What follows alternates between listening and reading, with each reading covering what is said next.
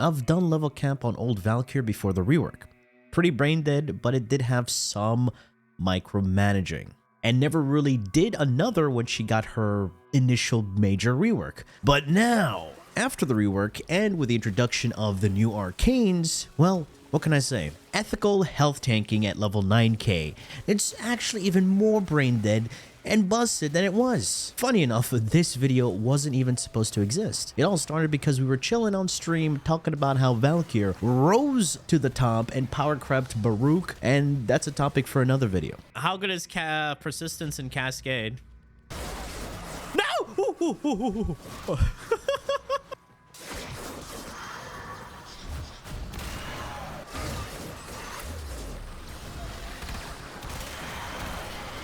All right.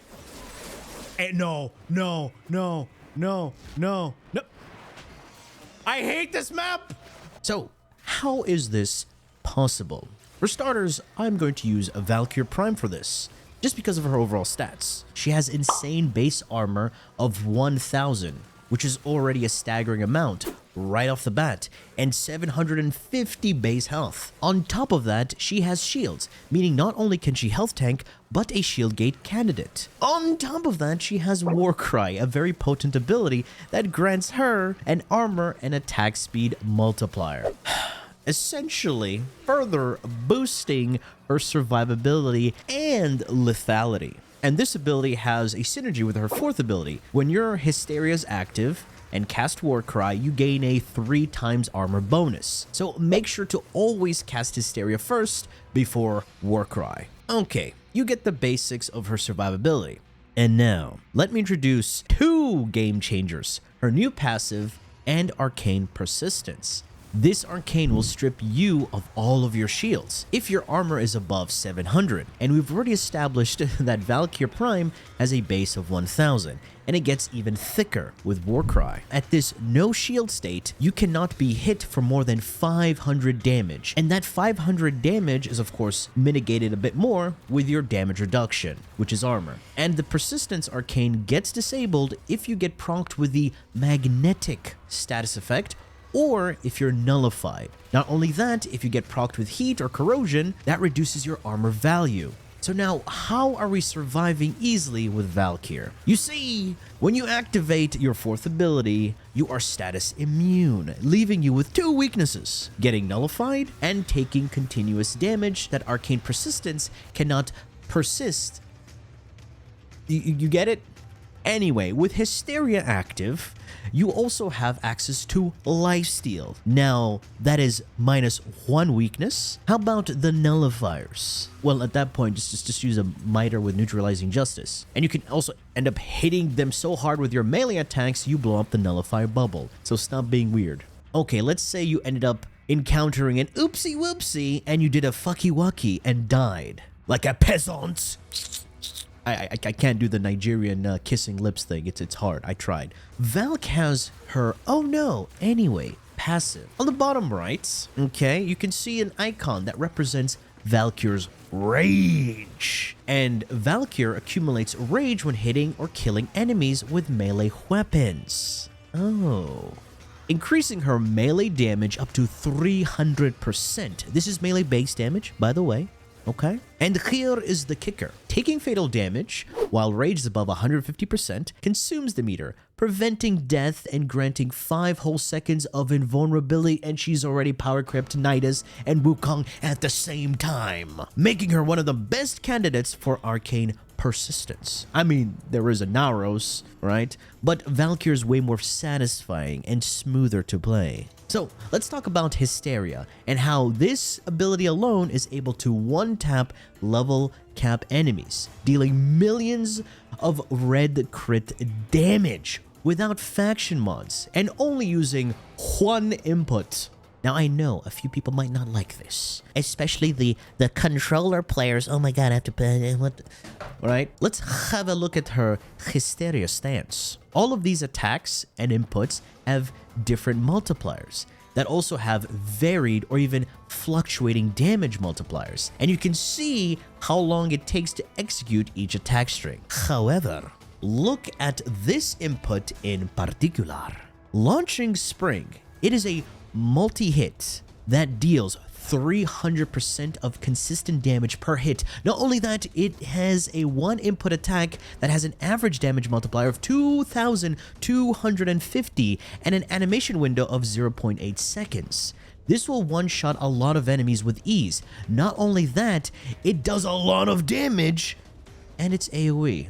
So to recap, it's a one input attack string that is AoE, fast, and does a lot of damage. Now compare that with the other attack strings and try to find a valid argument how this attack is objectively worse than the others. I do dare you. And here's another argument that people bring up. Wrathful Advance versus Nourish. For one, you can see in the background footage, I'm hitting red crits without Wrathful. And both helmets are good on Valkyr, and both of them have their pros and the cons. So it really doesn't matter which one you use, right? It's up to you. So now, why use one over the other? Wrathful gives you flat crit chance, excluding the need to run crit chance mods on your weapons, opening up mod slots for other utility or elemental mods, which is very nice and useful. And Valkyr's Talons do not give you more damage when you build up combo, unless you heavy attack, of course. So yeah, Wrathful is a solid pick in that perspective. Another thing you have to know and understand is the big three of Warframe modding. You have elemental damage, base damage, and critical damage. All of these multiply each other. Elemental damage gives you a new modifier on your weapons, and base damage multiplies the new value added onto your weapons, and crit damage multiplies your total damage when you land a critical strike, and you do gain a bonus to your crit damage when you hit a new critical tier. So now, the most seen enemies in Warframe are Grineer and Arcane, weak to corrosive and viral. We don't look at corpus, they just die with anything. Viral, when procced, becomes a universal debuff to everything with health, meaning you end up dealing 4 times the damage to enemies. That also means Wrathful Advance will lose on a useful modifier that not only helps with damage, but also energy. Now, here is a workaround. You can go with melee exposure as your melee arcane. This means you're going to have to cast abilities every 25 seconds to maintain your buff, which is fine, because you'll end up casting Wrathful Advance here and there. And of course, her first ability. And casting Wrathful Advance is one of its caveats, as it has a very sad duration, and sometimes you can end up heavy attacking when you don't want to, which is another thing.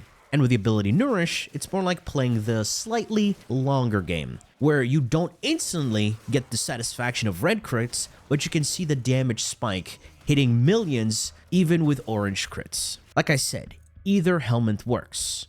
Just find the one that suits your playstyle, because it's mostly how you want to play and what mission you're playing. But no worries, I will show you the 2 different setups that utilize both Wrathful and Nourish. And those who want to run Roar instead, it's the same Valkyr build as the Wrathful Advance build, but the same Talons build for Nourish. You'll see. So now with that out of the way, let's get on with the builds. And we're in this simulacrum today. Remember this one? Comment down below if you still use the simulacrum. Damn, it's been so long. First, taking a look at the Arcane Shards. It's going to be the same Arcane Shards throughout.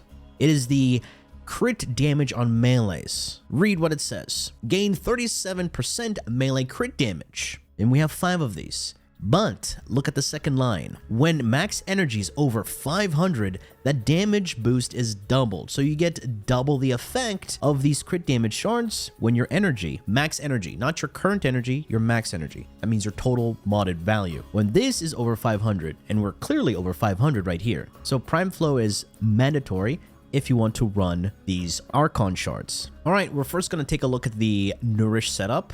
In the Arcanes, I do have Molt Augmented for the 60% strength after 250 kills. Easy, right? And Arcane Persistence for the health tanking setup. As you can see, we have no shields now. It's locked out because of this Arcane, and look at our base armor. Duration at 242% with Narrow-Minded and Prime Continuity. It's slightly lower because of our strength modifiers. Having a look at our strength modifiers, we have Bow Drift, Blind Rage, Transient Fortitude, and Precision Intensify. Blind Rage reduces our efficiency, but we have Nourish. You don't have to worry about that. But it gives us 99% strength, Transient Fortitude, strength, and minus duration. We have 2 duration modifiers. Like Blind Rage and Transient, and Reminded is also Corrupted mod, reducing our range. And we don't care about range for this setup at all. And we're adding a bit more duration with Nero's Hatred. Not only does this give us health, it also gives us some duration. On top of that, slam attacks get a 150% base damage increase. We can do a bunch of slams very easily thanks to the Tennokai mods. And lastly, Precision Intensify. We're using this to buff our Hysteria. This gives it a 90% strength increase. As you can see, our total strength for Hysteria will be 359 thanks to this mod. You can see the difference. 269, nice, for everything, and 359 for Hysteria. That makes it do even more damage, okay? And plus, we're getting 60% increase thanks to Molt Augmented. So once you build up your Molt Augmented, deactivate your 4 and reactivate it. That means you do have to build up your combo a bit more, but you're going to have so much upfront damage, it's insane. Because I have a lot of strength increases and Valkyr's passive that gives us base damage, our talons do not need any more base damage modifiers. So let's have a look at the first build. This is the Uru and Roar setup. For the Arcanes, I do have Melee Exposure. Melee Exposure gives us corrosive damage when we cast an ability. So this is really nice. And I also do have more corrosive added onto here. That's a bunch of corrosive damage increase. So now you may be wondering what other Arcanes could work here. All the other ones are pretty much mediocre and not really worth it for this setup. And the other one that I did try yesterday was Melee Fortification. This gives you armor on melee kill, which is pretty decent, especially for just generic gameplay. This is a good one. It stacks up pretty high. You're going to get a bunch of armor. You're very tanky. Starting off with the mods at the top. Discipline's Merit for the Tennokai activation. After 4 melee hits, you gain Tennokai. Tennokai will allow you to perform a heavy attack without consuming your combo. Combo is a final damage multiplier for your heavy attack damage. So it's really nice to build up combo, get Tennokai, and then expand it for the big damage boost. So you're going to end up seeing hundreds of millions to even billions of damage. And for the elemental modifiers, we already have Exposure. Right here I have Magnetic Rush. This gives me magnetic and attack speed. We have Warcry, we have this, even more attack speed. I was also running Berserker Fury with all of this,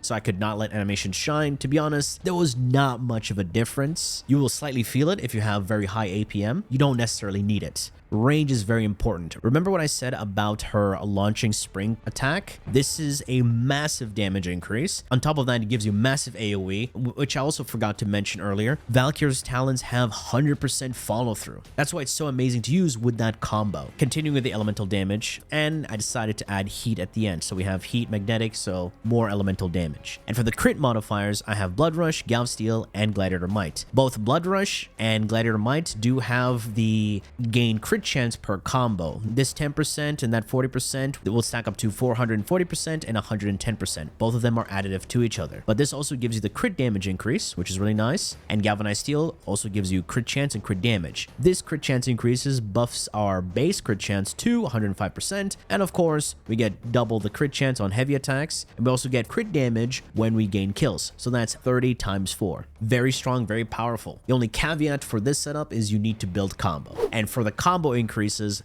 we're going to be running the Miter over here. This is with Neutralizing Justice, so you can kill those nullies. We don't like nullifiers, they're bad, ew. And we're pairing it with the Dexterity Arcane. And you can run any other secondary with Dexterity Arcane. And then finally, we're also going to be running an Arc Gun with Dexterity Arcanes. Okay, there you go, very nice. For those wondering, why not run Neramon? Come on. Matarai or Xenrix, those are your best friends. Now we're going to take a look at the Wrathful Advance setup. It's very simple. All I did was change one mod and, of course, swap the helmet. For the Wrathful Advance, instead of running Prime Continuity, I'm running Equilibrium. Remember, we don't have an energy multiplier, so we need that. So Equilibrium here, convert pickups. So health becomes energy and energy becomes health. Vice versa, right? Very nice. But otherwise, the same mods. However, the talons are going to be slightly different. This slot right here is going to be a flex slot. All right, as you can see, pretty much similar setups, but I do have viral and heat instead of corrosive and heat because we're not using Nourish. We need to have viral, very importante, right? And of course, instead of Gladiator Might, I'm running Organ Shatter. And we're still keeping with Galv Steel because that's a bunch of crit damage. Now, this can be a flex slot. what could we put here? For one, we can put more elemental damage with, let's see, radiation, focus right on. Or you can also run a faction damage mod. That's the open slot here. This is another good bonus for making Wrathful Advance a bit better than running Nourish. You don't have to worry about building up combo and all that, and you get more mod slots. Just a reminder, faction damage does not work on Thrax. The only faction damage multiplier that works on Thrax is Roar. However, there's going to be the energy issue. So if you're doing Cascade and you don't want to run Xenoric, you're going to stick to Maturai. Or, of course, mod for amp damage. So if you want to increase your amp damage, you have the amp multi-shot, you have the amp fire rate, and of course you do have Hawk Cowl for more amp damage. But you're still going to keep the same arcanes, Eradicate and Onslaught for the crit chance and the base damage. Those are still going to be the same. And now finally, our companion. This companion is important because not only will it help us with spreading more viral, but it also helps us with a bit more survivability and increases our crit damage even more. The Panzervulpaphyla. So spreading viral, we have Viral Quills. Very nice. For more crit damage, we do have Tenacious Bond. When our companion's crit chance is over 50%, we gain a crit damage multiplier. Very nice. And for more health orbs, we do have Synth Deconstruct. Very nice. And we can easily keep it alive thanks to Prime Pack Leader. We're dealing melee damage and we give this pet Overguard. And for the weapon, just make sure to have Bite. Bite will bring its crit chance way over 50%, easily keeping our Tenacious Bond active. If you want a bit more combo, you can just use the Tandem Bond for more combo. That's about it. Otherwise, you technically don't need it. But for the Nourish setup, this is going to be very nice. And you don't have to worry about the shields because it's going to get Overguard very easily because you're meleeing quite a lot.